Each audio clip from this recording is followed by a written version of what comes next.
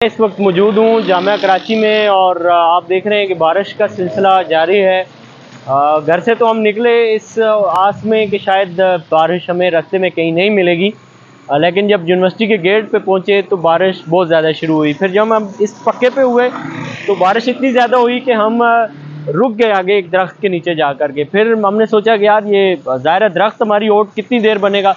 उसके बाद फिर हमने यही बेहतर समझा कि हम सामने जा कर के ये जो शेल्टर बना हुआ है इसके नीचे रुक जाएं। अब ज़ाहिर है ये मानसून की बारिश भी नहीं है, लेकिन ये मानसून की बारिश की तरह बेएतबारी बारिश है जिस पे एतबार नहीं किया जा सकता। लेकिन एक चीज़ पे आप कम से कम एतबार कर लें कि कराची में जो ये कहा जा रहा था कि जी बहुत बड़ा तूफ़ान आ रहा है, ऐसा कुछ भी नहीं है। इत्मीनान रखें, पहले इतनी ज़्यादा महंगाई है, शोर शराबा है, चीज़ें इस कदर ऊपर नीचे हो रही हैं कराची के शहरियों के लिए, तो चलो आज एक और सुकून का सांस होगा कि